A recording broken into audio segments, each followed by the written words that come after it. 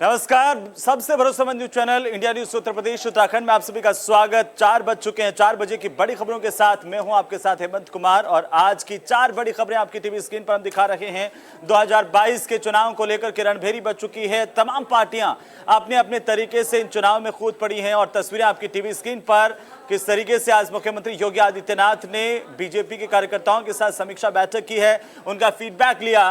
दूसरी सबसे बड़ी खबर है नरेंद्र मोदी के गढ़ में प्रियंका गांधी आज बनारस में चुनावी सभा को संबोधित कर रही हैं और इससे पहले प्रियंका गांधी ने माता के मंदिर में जाकर के दर्शन किए, विशेष पूजा अर्चना की और साथ ही साथ आज की बड़ी खबरों में शुमार जहां पर हम आपको बताएंगे कि किस तरीके से 350 सीटें जीतने की बात कही है अखिलेश यादव की ओर से चुनावी सभा में और साथ ही साथ आज हम आपको बताएंगे पीसीपीएल यानी कि जो पार्टी है वो अब चुनाव में जा रही है और आने वाले दिनों में एक बड़ी जन यात्रा करने की सोच रही है। इसे लेकर के जानकारी दी गई है।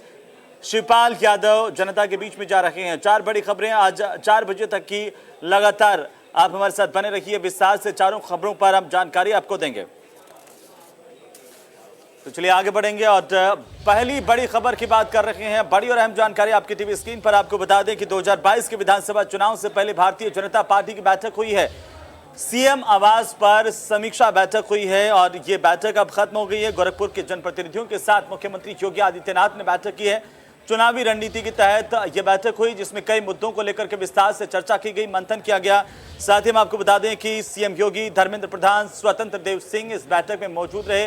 कार्यकर्ताओं के साथ चुनावी रणनीति बनाई गई। विधायकों के कामों का फीडबैक यहां पर सीएम योगी आदित्यनाथ लेते हुए नजर आए हैं। 2022 का विधानसभा चुनाव, भारतीय जनता पार्टी लगातार चुनाव को लेकर के अपने कवायद कर रही है और इसी कड़ी में मुख्यमंत्री आवास पर यह बैठक की गई है।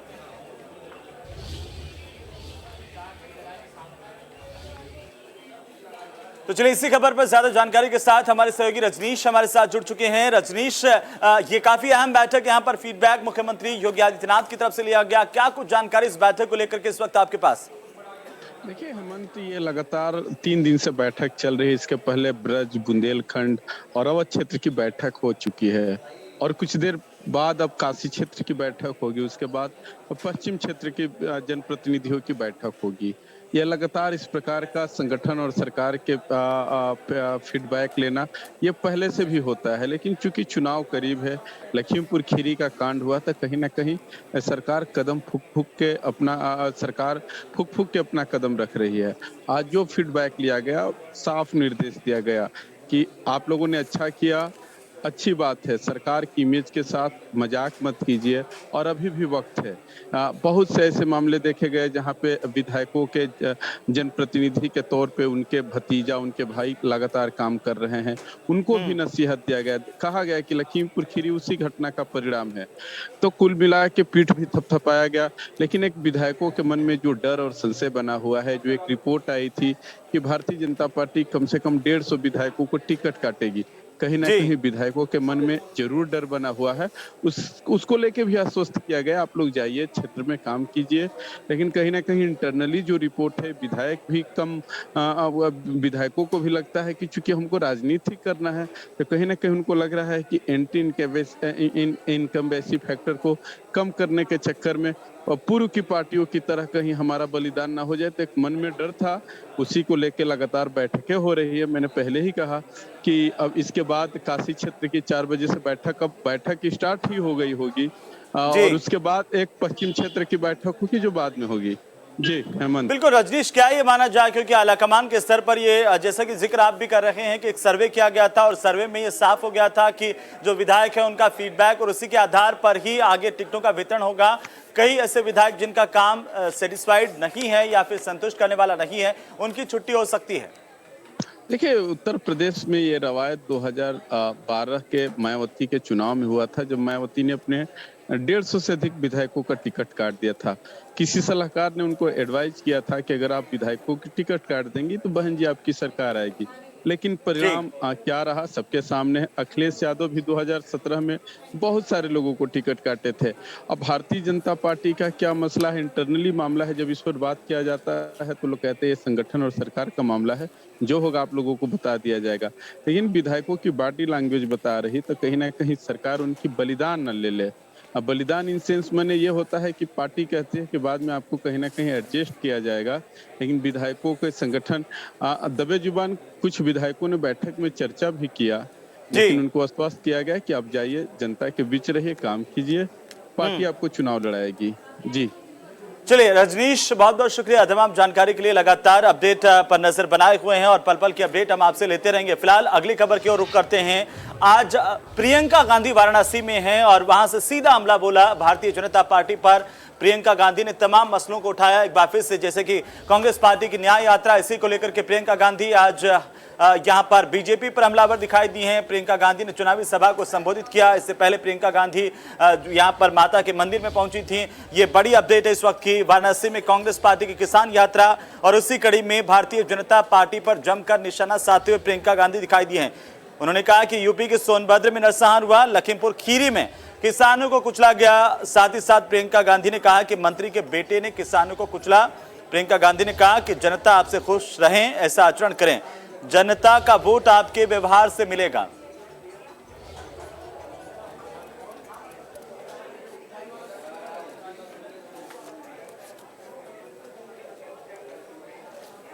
तो वाराणसी में आज प्रियंका गांधी चुनावी सभा को संबोधित किया, बीजेपी पर जमकर हमलावर दिखाई दी और साथ ही साथ आरोप लगाया कि मंत्री के बेटे ने अपनी कार से किसानों को कुचला। बाकी दूसरे यूपी के सोनभद्र का जिक्र करते हुए कहा कि यूपी के सोनभद्र में भी नरसंहार किया गया। और इसी खबर पर ज्यादा जानकारी के साथ हमारे सहयोगी पंकज चतुर्वेदी हमारे साथ जुड़ चुके हैं। सीधे पंकज का रुख करेंगे। पंकज, क्या कुछ जानकारी आज प्रधानमंत्री नरेंद्र मोदी के गढ़ में प्रियंका गांधी और लगातार पिछले कई दिनों से हमलावर दिखाई दे रही हैं भारतीय जनता पार्टी पर, आज क्या कुछ उन्होंने कहा?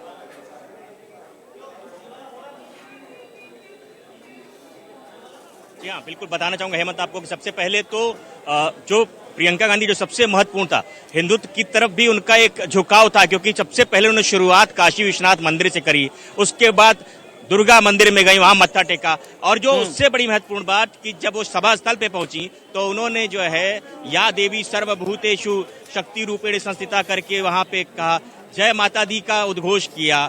और उसके अलावा आपको बताना चाहूंगा कि जो यहाँ पे जो भीड़ थी, भीड़ लाखों की संख्या में भीड़ थी, और मैं समझता हूं कि मोदी जी के बाद पहली बार इतनी भीड़ इस बनारस में देखी गई होगी। और ये भीड़ यही लोकल यही की नहीं थी, ये जो पूर्वांचल के 8-10 जनपद हैं वो वहां की भीड़ थी। लखनऊ से लोग आए थे, पश्चिमी उत्तर प्रदेश से लखीमपुर खीरी, पीलीभीत, सीतापुर के भी कार्यकर्ता यहाँ पे आए थे। और प्रियंका गांधी ने मोदी सरकार को कहीं से भी नहीं छोड़ा और आड़े हाथों लेते हुए महंगाई पे चर्चा करी, जनता से हामी भरवाई। जो सिलेंडर के दाम बढ़े हैं, पेट्रोल के दाम बढ़े हैं, किसानों की जो मांगे हैं, किसान पे जो लखीमपुर खीरी कांड में जो किसान, जो 8 किसान मरे, 8 लोगों की मौतें हुई, उसको लेके जनता से हामी भरवाई और जनता ने उद्घोष करके उनके हाँ में हाँ मिलाया। तो जो सबसे बड़ी बात ये आपको बताना चाहूंगा कि जो कांग्रेस जो अपनी जमीन तलाश रही थी, वो लग रहा है कि वापस कांग्रेस अपनी जमीन पाएगी, क्योंकि प्रियंका गांधी की आज की जो सभा थी वो बेहद ही सफल मानी जाएगी। जी पंकज, पिछले लगातार हम देखें प्रियंका गांधी भारतीय जनता पार्टी पर हमलावर भी हैं और इसके बाद उनकी सक्रियता लखीमपुर खीरी कांड के बाद ज्यादा ही बढ़ती हुई दिखाई दे रही है। क्या संदेश देने की कोशिश की है आज प्रधानमंत्री नरेंद्र मोदी के गढ़ से, अगर हम बनारस से बात करें?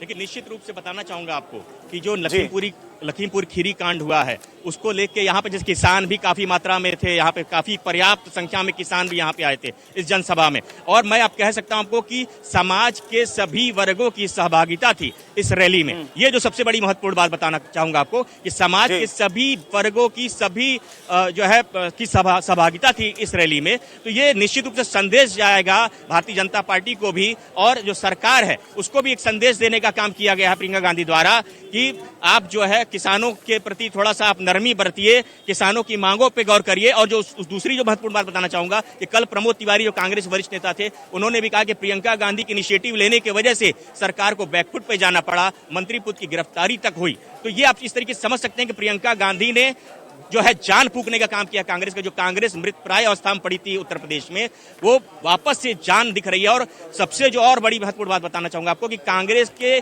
काफी बड़े बड़े नेता एक साथ मंच साझा किए, ये बहुत महत्वपूर्ण बात है। जी चलिए अब पंकज, बहुत बहुत शुक्रिया हमारे साथ जुड़ने के लिए और तमाम जानकारी के लिए। तो पंकज बता रहे थे कि प्रियंका गांधी आज काफी आक्रामक दिखाई दी हैं। चलिए अगली खबर का हम रुख करेंगे। आपको बता दें, अब बात करेंगे समाजवादी पार्टी के खेमे की, जहां पर अखिलेश यादव भी लगातार हमलावर दिखाई दे रहे हैं विरोधियों पर। आपको बता दें कि अखिलेश यादव चौधरी यशपाल की 100वीं जयंती के कार्यक्रम में शिरकत कर रहे थे और लखीमपुर हिंसा पर अखिलेश यादव ने बड़ा बयान दिया। कहा कि लखीमपुर में किसानों को कुचला गया। अखिलेश यादव ने कहा कि बीजेपी से जनता का मन उचट चुका है। 2022 में समाजवादी पार्टी 350 सीटें जीतेंगी, यह दावा भी अखिलेश यादव ने किया है। कार्यकर्ताओं को संबोधित कर रहे थे अखिलेश यादव। चौधरी यशपाल की 100वीं जयंती का कार्यक्रम और यहां पर शिरकत करते हुए तमाम आरोप भारतीय जनता पार्टी पर, विरोधियों पर लगाने से नहीं चूके हैं अखिलेश। एक बार फिर से उन्होंने लखीमपुर हिंसा का जिक्र किया और कहा कि लखीमपुर में किसानों को कुचला गया, बीजेपी से जनता का मन हट चुका है, यह भी अखिलेश ने कहा। साथ ही वादा भी मंच से किया, दावा किया कि 2022 के विधानसभा चुनाव में 350 सीटें समाजवादी पार्टी जीतेंगी। ये बड़ी जानकारी इस वक्त की। आपको बता दें, चौधरी यशपाल की 100वीं जयंती के कार्यक्रम में अखिलेश यादव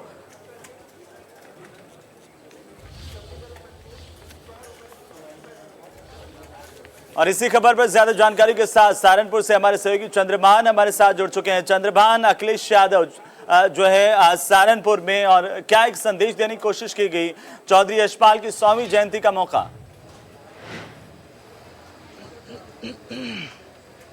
जी देखिए, मैं बता दूं चौधरी यशपाल सिंह के बारे में सबसे पहले जानकारी दूं कि चौधरी यशपाल सिंह जो केंद्रीय मंत्री रहे हैं और जो है उनके लिए के वो सहारनपुर की राजनीति के पुरोधा माने जाते रहे हैं और उसके उन्हीं की जो है आज जो जन्म दिवस था, यानी कि उनकी जो जयंती थी, 100वीं जयंती थी, उस कार्यक्रम में शिरकत करने सपा सुप्रीमो अखिलेश यादव यहाँ पे पहुंचे थे। और यहाँ पर आए तो जैसे ही वो भीड़ को उन्होंने देखा तो सबसे पहले तो गदगद हुए। उस भीड़ को देख के ही उनको भीड़ का उन्होंने अभिवादन भी किया और उसमें कहीं ना कहीं वो खुश भी दिखाई दिए। और भीड़ को देखी, वहीं जो अखिलेश यादव के जो संबोधन जब शुरू हुआ था तो उन्होंने जो है निश्चित रूप से जो माँ शाकुंभरी देवी का नाम लिया और जो नवरात्र जो चल रहे हैं उसमें भी माँ भगवती के जो है उन्होंने नाम लेते हुए कि जो है इनके आशीर्वाद से विजय निश्चित होगी। और वहीं जो धीरे धीरे करते हुए जब जैसे भाषण आगे अपने चरम पे चलता रहा तो वहीं जो है उन्होंने उस चीज को भी ये बात भी कही कि जो 350 सीटें जो है उनको किसी ब्राह्मण ने जो है हवाई जहाज में देखते हुए हाथ देखते हुए कहा था 350 सीटें जीतेंगे। लेकिन जो है उन्होंने इस बात को भी यही कहा कि 350 सीटें नहीं, इससे कहीं ज्यादा सीटें जो है समाजवादी पार्टी यहाँ पे जीतेगी। वहीं अगर हम हमले की बात करें तो उन्होंने जो है अपने हमले में जो लगातार जो है भारतीय जनता पार्टी के उन वादों को जो उन्होंने चुनाव से पहले जो वादे किए थे, चाहे वो बिजली का वादा हो, चाहे किसानों की जो है जो मांगे रही हो, किसानों की जो है जो किसानों को गन्ना भुगतान है या धान बिल भुगतान है या किसानों को जो बिजली माफी की जो बात कही गई थी, उन बातों पे भी जो उन्होंने जो भारतीय जनता पार्टी को आड़े हाथों लिया। साथ ही उन्होंने इस बात को भी ये कहा कि जो है जिस तरह से महंगाई जो बढ़ रही है और जो किसान अन्नदाता है, अन्नदाता होने के बावजूद जो है किसानों को जो उसको जो वाजिब जो उसको दाम है वो मिलना चाहिए। और वहीं जो पश्चिमी उत्तर प्रदेश की बात करें तो क्योंकि गन्ना बेल्ट चुकी ये कही जाती है और यहाँ पे अभी 4000 करोड़ जो किसानों का गन्ना मूल्य बकाया है और जो कि जिसका भुगतान नहीं किया, कई चीजें जो कागजों में की जा रही हैं, उन्होंने इन चीजों को भी कहा। उन्होंने इस बात को भी कहने से नहीं चूके कि जब उनकी सरकार थी तो उन्होंने 100 नंबर की जो है 100 नंबर का एक नंबर जारी किया था, जिसपे जो हेल्पलाइन नंबर जारी किया था 100 नंबर, उसे बदल के जो 112 कर दिया गया। उन्होंने इस बात का भी जिक्र किया कि जो है बाबा नाम ना लेते हुए उन्होंने इस बात को कहा कि बाबा ने जो है इस चीज को भी बदल दिया है। तो वो उन्होंने बाद में जो है अपने भाषण में मुख्य रूप से जो है इस बात को भी कहा जो जहां से आया है उसको वहीं भेज देना चाहिए, यानी कि जो है यहाँ पे उत्तर प्रदेश में जो है उनकी जगह नहीं है। तो इस तरह करके उन्होंने पूरे भाषण में जो भारतीय जनता पार्टी को जो अपने निशाने पर साधे रखा। जी हेमंत। लेकिन चंद्रभान, अगर चौधरी यशपाल की 100वीं जयंती की बात करें, मंच पर नेताओं की बात करें तो क्या अगर वहां पर बड़े नेताओं की किन किन की मौजूदगी रही और जो कार्यकर्ताओं की संख्या है, क्या उसे देख करके भी जो यहाँ पर अखिलेश यादव है वो काफी गदगद दिखाई दिए? हाँ बिल्कुल, निश्चित तौर पे, क्योंकि मैं बताऊंगा अगर मंच की साझा करने वो यहाँ पर थे और इसके अलावा जो है जो सहारनपुर के जो विधायक है संजय गर्ग वो यहाँ पे थे और इसके अलावा हालांकि बड़ा नेता तो कोई भी नहीं था, लेकिन जो है जो भीड़ भाड़ काफी अच्छी यहाँ पे देखी जा रही थी। जो करीब जो बताते हैं कि जो रिपोर्ट है, सरकारी जो रिपोर्ट है, 50,000 के करीब जो कुर्सियां लगाई गई थी, लेकिन कुर्सियां काफी भरी हुई थी और इसके अलावा लोगों की भीड़ जो है सड़कों पर भी काफी दिखाई दे रही थी। तो कुल मिला के कहा जाए तो उस भीड़ को देखते जो है कहीं ना कहीं अखिलेश यादव जो है गदगद दिखाई दिया। उन्होंने ये जरूर कहा कि यहाँ से जीत का बिगुल बजा है और निश्चित तौर पे जो है 2022 में जो समाजवादी की सरकार बनने वाली है। जी हेमंत। बिल्कुल, लेकिन अभी हालांकि ये साफ होता हुआ नजर नहीं आ रहा है कि आखिरकार समाजवादी पार्टी और प्रसपा के बीच में क्या होगा इन चुनावों को लेकर के, ये अभी साफ होना बाकी है। बहुत बहुत शुक्रिया तमाम जानकारी के लिए। तो अखिलेश यादव को लेकर के जानकारी दे रहे थे हमारे सहयोगी चंद्रभान। और अगली बड़ी खबर का रुख करेंगे। आपको बता दें प्रसपा से जुड़ी हुई इस वक्त की बड़ी खबर है, 2022 के मेगा प्लान पर प्रसपा काम कर रही है और आने वाले दिनों में एक रथ यात्रा की शुरुआत प्रसपा के खेमे की ओर से की जाएगी।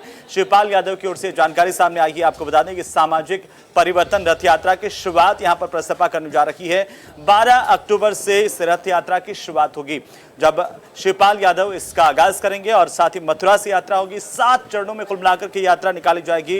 11 अक्टूबर तक शिवपाल यादव ने अखिलेश को अल्टीमेटम दिया, गठबंधन को लेकर के अखिलेश से जवाब मांगा है। 11 अक्टूबर के बाद आखिर स्थितियां क्या होंगी, इन पर सबकी नजर लगातार बनी हुई है। लेकिन इसी बीच प्रसपा की ओर से ऐलान कर दिया गया है कि वो एक बड़ी रथ यात्रा निकालने जा रही है उत्तर प्रदेश में। इसका आगाज शिवपाल यादव करेंगे। आपको बता दें कि 12 अक्टूबर से यात्रा की शुरुआत होगी, मथुरा से इसका आरंभ होगा और 7 चरणों में कुल मिलाकर की यात्रा होगी। 11 अक्टूबर तक शिवपाल ने अखिलेश को अल्टीमेटम दिया था, लेकिन उस पर अभी कोई स्थितियां साफ नहीं है। और इसी बीच शिवपाल यादव ने यानी कि उनकी पार्टी प्रसपा ने रथ यात्रा का आगाज कर दिया है। ज्यादा जानकारी के साथ हमारे सहयोगी अमित मिश्रा हमारे साथ जुड़ चुके हैं। अमित, एक तरफ 11 अक्टूबर तक का अल्टीमेटम दिया गया था प्रसपा की ओर से और आप खबर मिल रही है कि प्रसपा आगे आने वाले 12 अक्टूबर से रथ यात्रा की शुरुआत करने जा रही है। क्या कुछ जानकारी इस वक्त आपके पास है? जी हेमंत, बिल्कुल प्रगतिशील समाजवादी पार्टी ने पूरी तरह से एक संभावनाएं का खेल दौर पूरी तरह से रखा कि ये चाहा था कि समाजवादी पार्टी 11 अक्टूबर तक इनके पास आ जाए और मिलकर ये लोग भारतीय जनता पार्टी से विधानसभा चुनाव में बाकायदा उनके साथ चुनाव लड़ा जाए और भाजपा को सत्ता से बाहर किया जाए। लेकिन अखिलेश यादव का रथ निकलने के बाद अब प्रगतिशील समाजवादी पार्टी के सामने सीधे यही विकल्प बचा था कि वो एकला चलते हुए अपनी बाकायदा विधानसभा को लेकर तैयारी करे, जिसको लेकर 12 अक्टूबर को वो निकलेंगे। अभी हाल में ही शिवपाल यादव ने ये बयान दिया था कि समाजवादी पार्टी से हमने तो सिर्फ सम्मान मांगा था, मतलब महाभारत वाली वो बात सामने रखी थी कि पांडवों को 5 गांव भी नहीं मिले और दूसरा कौरवों को पूरी सेना दी गई। तो एक बात हेमंत साफ जरूर नजर आ रही है कि अगला जो 2022 का चुनाव है वो एक तरह से महाभारत का एक जरूर देखने को मिलेगा। जी, लेकिन प्रसपा की ओर से क्या ऐलान किया गया, क्या रणनीति है प्रसपा की, किस तरीके से उनकी रथ यात्रा होगी, कब से आगाज होगा, कहां से होगा? जी बिल्कुल, प्रगतिशील समाजवादी पार्टी अपनी रथ यात्रा मथुरा से 22 अक्टूबर को शुरुआत करने जा रही है। कई फेसेस में होगी और इसको लेकर जो उसकी शुरुआत है वो मथुरा के वृंदावन बांके बिहारी के मंदिर से स्टार्ट करेंगे अपनी रथ यात्रा और पूरे प्रदेश के अंदर एक ही मैसेज देना चाहेंगे कि प्रगतिशील समाजवादी पार्टी ही एक मजबूत विपक्ष है और प्रगतिशील समाजवादी पार्टी अगर सत्ता में आती है तो जनता का कि वो जो दावे भारतीय जनता पार्टी की तरफ से जो झूठे दावे हुए हैं वो उनको खत्म करके काम किया जाएगा। जी हेमंत, बिल्कुल, चलिए बहुत बहुत शुक्रिया तमाम जानकारी के लिए। और प्रसपा की ओर से आगाज कर दिया गया है कि आने वाले दिनों में प्रसपा जो है वो एक रथ यात्रा निकालेंगे और सीधा सीधा एक संकेत जरूर अखिलेश यादव के सामने है कि अगर आप कोई रिस्पांस नहीं देते हैं तो हो सकता है कि हम अकेले भी यात्रा की शुरुआत कर सकते हैं। फिलहाल तमाम खबरों पर हमारी नजर बनी हुई है, बने रहिए हमारे साथ। मेरे साथ फिलहाल न्यूज रूम लाइव में इतना ही। नमस्कार।